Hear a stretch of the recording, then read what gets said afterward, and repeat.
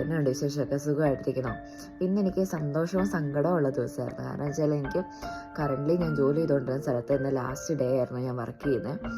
അപ്പം അവരെയൊക്കെ വിട്ടു പോരുന്നതിലുള്ള സങ്കടവും, പുതിയ ജോലി കിട്ടി, ജോയിൻ ചെയ്യണം, അപ്പോൾ എല്ലാത്തിനും ഓർത്ത് എല്ലാവരും എന്ത് ചെയ്യണം, പ്രാർത്ഥിക്കണം. അപ്പോൾ ഈശോയുടെ വചനം നമ്മളോട് സംസാരിക്കുന്നത് സങ്കീർത്തനം 41:1 എളിയവനെ ആദരിക്കുന്നവൻ ഭാഗ്യവാൻ, അനർത്ഥ ദിവസത്തിൽ അല്ലെങ്കിൽ കഷ്ടകാലത്തിന്റെ ദിവസത്തിൽ യഹോവ അവനെ വിടുവിക്കും. കാരണം വെച്ചാൽ നമ്മൾക്ക് ഏറ്റവും നമ്മുടെ പാപങ്ങള്, തലമുറയായിട്ടുള്ള പാപങ്ങളെ എല്ലാം ക്ഷമിക്കാനും പാവപ്പെട്ടവരെ സഹായിക്കുക, മാക്സിമം ചാരിറ്റി ഒക്കെ ചെയ്യുക, നമുക്ക് അത് തരുന്ന സന്തോഷം അതൊരു ഭയങ്കര ഒരു വേറെ ലെവൽ സന്തോഷമാണ്. എൻ്റെ മമ്മി ഇപ്പോഴും പറയുന്ന ഒരു കാര്യമാണ്, മോളെ നമ്മളെക്കാളും ഉയർന്നവരെ നോക്കരുത്, നമ്മളെക്കാളും താഴ്ന്നവരെ നോക്കി അവരുടെ കൂടെ ഇത് ചെയ്ത് നമ്മൾ എങ്കിലേ നമുക്ക് ഉയർച്ച ഉണ്ടാകത്തുള്ളൂ എന്ന്.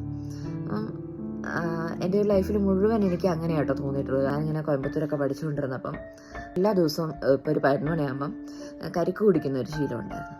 അപ്പം അങ്ങനെ കരിക്ക് കുടിക്കാനായിട്ട് ഞാൻ എന്നും ആ റോട്ടിൽ പോയി ഒരു ചേച്ചി എനിക്ക് കരിക്ക് വീട്ടി തരുന്നത്. അപ്പോൾ ആ ചേച്ചി അടുത്ത് പോകുമ്പം എന്നും വഴിയരികിലൊരു അമ്മച്ചീനെ കാണും. അപ്പം അമ്മച്ചി നാച്ചിയമ്മ എന്നാ പേര്. അമ്മച്ചിയുടെ കഴുത്തിലൊരു കൊന്ത ഉണ്ടായിരുന്നു, അത് പൊട്ടിപ്പോയപ്പം ഞാനൊരു കൊന്ത കൊടുത്തു.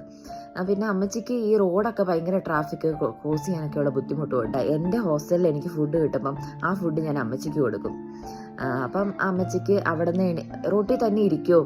രാത്രി മാത്രം അമ്മച്ചി ഒരു അന്തോണിയോസ് പുണ്യാളച്ചൻ്റെ പള്ളിയിൽ കിടക്കാൻ പോകും. ഒരു ദിവസം എനിക്കിങ്ങനെ ഭയങ്കര ഒരു ആഗ്രഹം, ഭയങ്കര മഴയും മഞ്ഞൊക്കെ ഉള്ള ഒരു സമയത്ത് ഞാനും വിചാരിച്ചു, ഈശോയെ എൻ്റെ കൂടെ എൻ്റെ ഹോസ്റ്റലിലുണ്ടായിരുന്ന ചേച്ചിമാർ നാട്ടിൽ പോയേക്കായിരുന്നു. അപ്പം ഞാൻ അവരുടെ പെർമിഷൻ ചോദിച്ചപ്പോൾ അവർക്കൊക്കെ നമ്മൾ ദൈവമായിട്ട് ഓരോരുത്തരുടെ ഒരു നമ്മളെ ഒരു ബന്ധിപ്പിക്കുന്നത്. അപ്പം അവരെന്നോട് പറഞ്ഞു, ഒരു കുഴപ്പമില്ല, അമ്മച്ചീനെ കൂടെ കൊണ്ട് നിർത്തിക്കോളാം. അപ്പം എങ്ങനെ ഒരു 3-4 ദിവസം അമ്മച്ചിക്ക് ഞാൻ എൻ്റെ കൂടെ നിർത്തി. അമ്മച്ചിക്ക് യൂറിനൊക്കെ പോകാനൊക്കെ ബക്കറ്റൊക്കെ വേണം.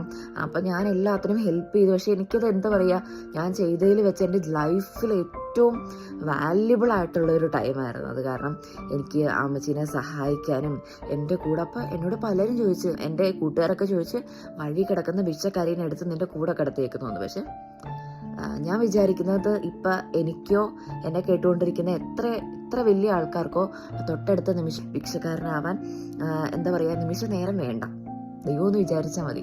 അപ്പം എന്താണ്, നമ്മളെ എപ്പോഴും ഒരു മനുഷ്യനോട് കാണിക്കുന്ന കരുണ, സ്നേഹം, ഇതൊക്കെയാണ് എളിയവനോട് കാണിക്കുന്ന ദയ, ഇതൊക്കെയാണ് നമ്മുടെ ലൈഫിൽ ഏറ്റവും നമുക്ക് വാല്യുബിൾ ആയിട്ട് കിട്ടുന്ന ഒരു കാര്യം.